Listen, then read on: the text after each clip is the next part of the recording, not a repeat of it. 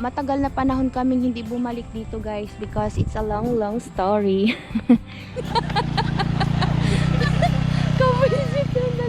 Pero marami daw nagtangka na pumasok dyan tapos hindi na daw nakalabas. Ikaw magdadrive?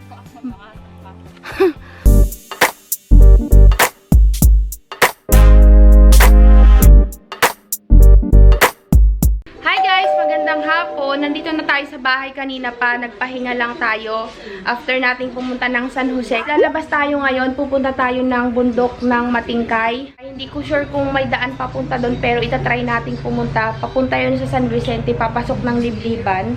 Mamamasyal lang tayo. Gusto lang namin pumunta doon guys. At tara na. Guys, ayun yung pupuntahan natin na bundok. Yan, yung taas na yan. Yan tayo pupunta. Nakapunta na tayo dito dati nung nagbigay tayo ng mga goods sa mangyan sa libliban.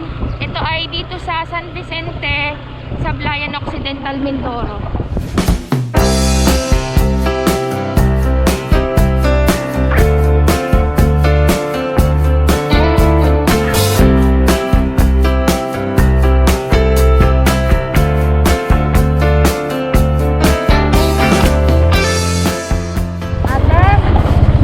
Papasok po bang Matingkay may daan na po?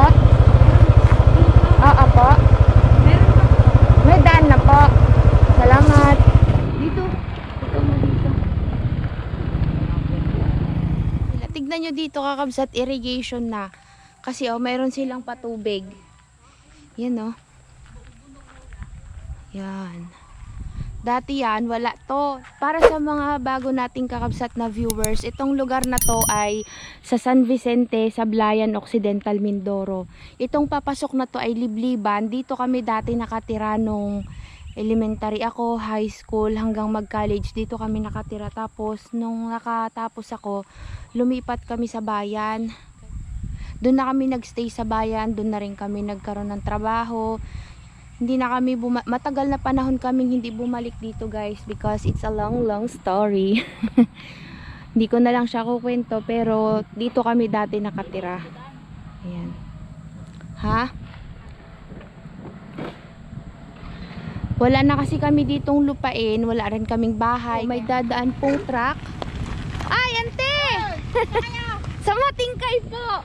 Ito guys, may nakalagay, Angulon to Matingkay. Papaganyan. Tapos ito naman sa Ligsig to Santa Rosa, papaganon.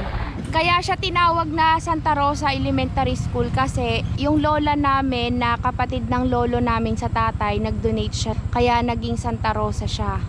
Ito, papagayan siya. Nakapunta na tayo dati dito, namigay tayo sa mga mangyan.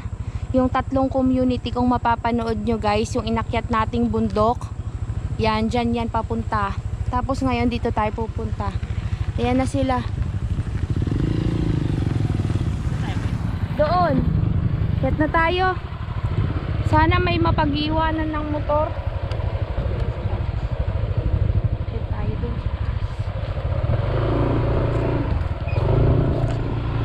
Ay, against the light Ka Kabsat.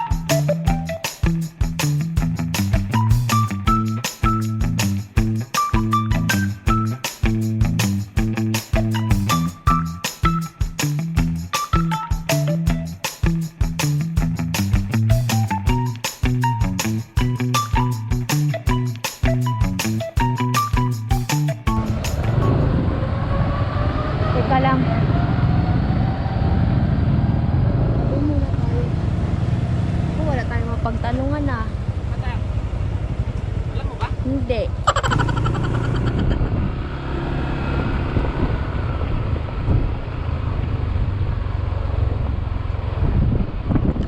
May bahay.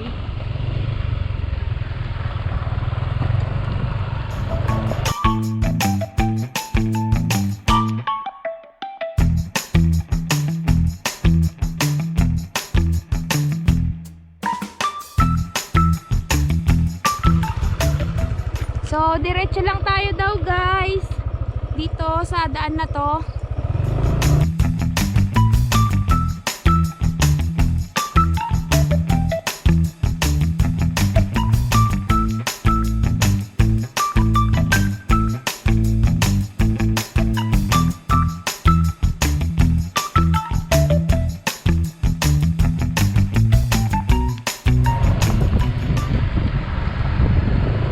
Kaya pwede mo pa rin.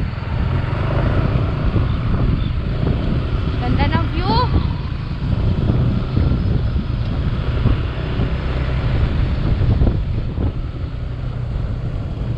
May bahay pala dito. Kasi guys, yung likod nito, yung libliban, yung pinuntahan natin last time na nagbigay tayo sa mga mangyan. Yan, yung likod nito doon na.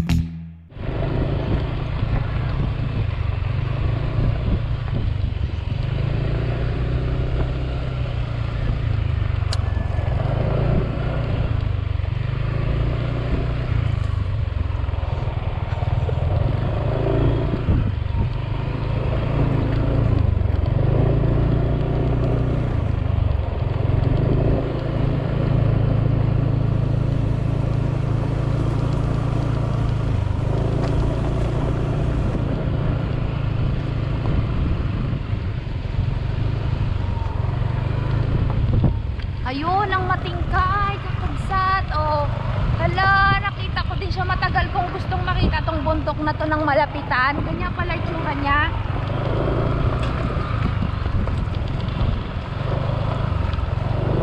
Wow.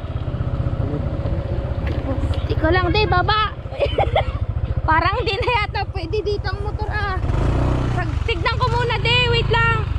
De, wait lang. Silipin ko lang kung ano itsura dito.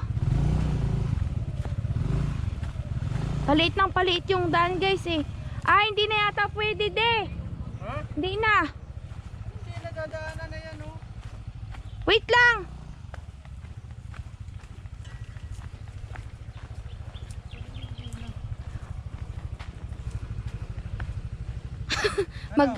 Teka lang. Silipin ko lang. Aray ko. Gusto ko kasi guys puntahan yung Matingkay na bundok, yung Malapitan.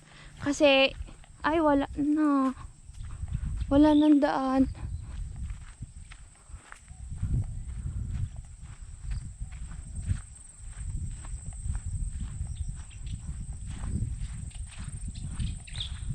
Di ko na alam guys ang papunta kung saan. Ito yata.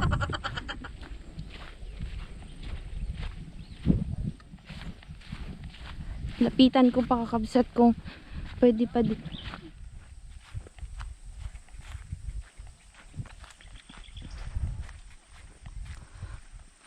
Ayun, ang Matingkay. Pero hindi ko alam kung saan nakaakyat dito.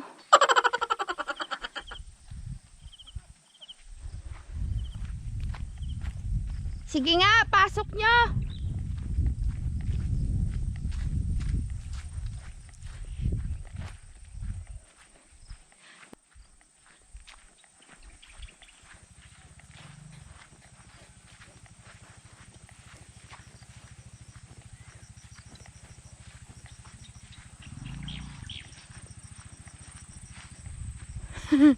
Ayan sila.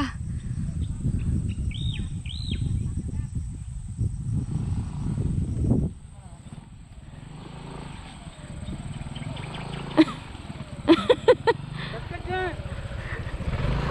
Matapos? Diretso dito.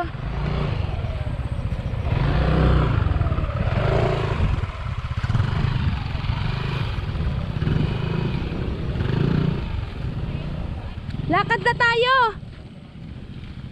Para di sila mahirapan.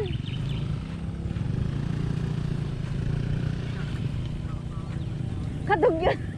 Tignan nyo, katamaran maglakad ni Joy.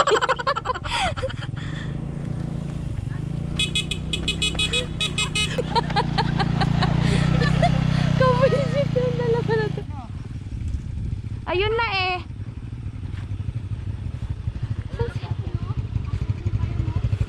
May paakyat.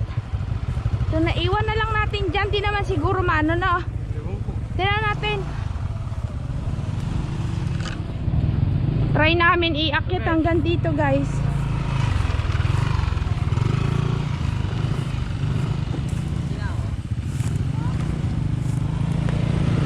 Dali nyo. Kawawa naman ito nagalakan.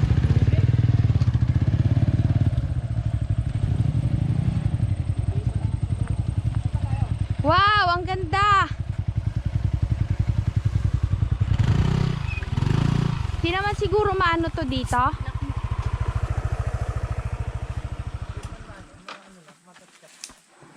Nakaw. Saan ang papunta dun sa taas? Wala naman. Ito lang. Ay, ganito pala yung itsura ng Matingkay guys. Oh. Ayan. Ay, ito lang makikita natin. Hindi ko alam yung daan na iba eh. Alam mo ba Joy, nung high school ako, Parang dito, susunin natin to. paakyat doon, Pag ano, no? baka may ahaso. Alam nyo ba guys, tong bundok na to, nung high school ako, lagi ko tong nakikita tuwing papasok ako sa school. Ngayon, sabi ko dati, kailan ko kaya makikita ng malapitan yan? Ayan pala siya, bato. Akala namin dati, lupa siya na violet. Bato pala. Kunin ko yung Canon para makita nyo mabuti. Sana ay nakikita ninyo siya ng malapitan. I-zoom in ko kayo.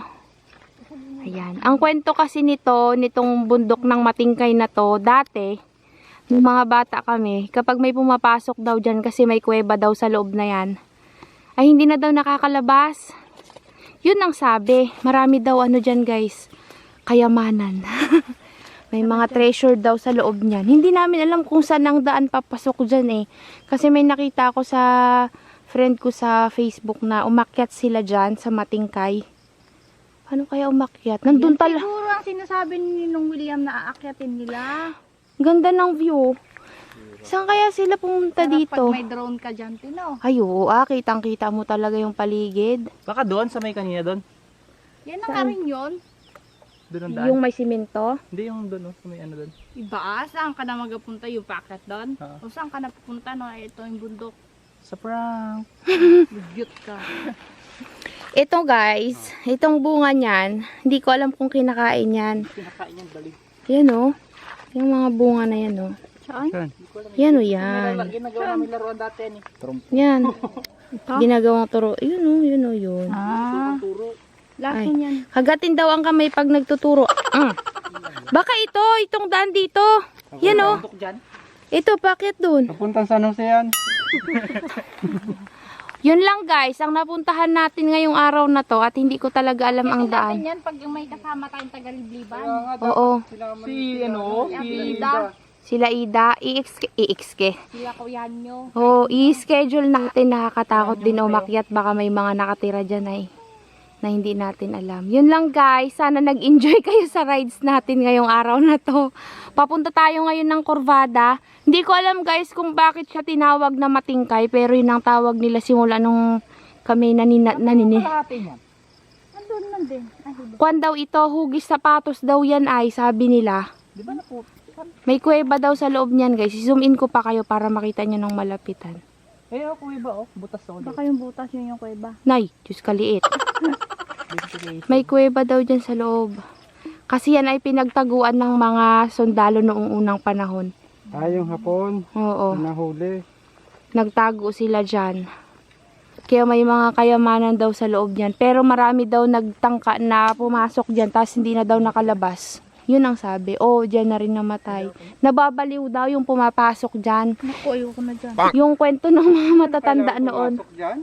Hindi, nagiging parang nawawala sa sarili paglabas.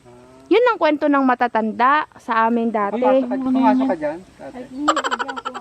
Hindi may anong red din. Yun guys, ang mga kwento-kwento ng matatanda. Pero parang ang ganda niya, no? Mas maganda ka? Uy. Tatlo talaga kami. Hindi man lang sumama itong mga to. Ay! Nakukupost na ako Kala ko pinukunan din ako. Ano to? Wide lens? Dugyot. Yun lang. Tara na sa kurbada, Ka Kabsat. Bakit di ka nag-aimik, Ning? Ilang linggo lang yan, te. Ha? Ilang linggo lang ganyan yan. Ikaw kagaya mo din? Pinipipan ako ng pinipipan.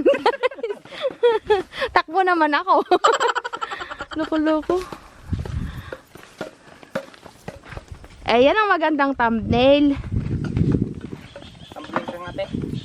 Si nanay, tawag sa thumbnail, tumbling. Itumbling mo na! Bakit tayo? Ang ganda Ako- ko bada. Ipagkain doon? Mayroon daw dun eh. Pagkain agad.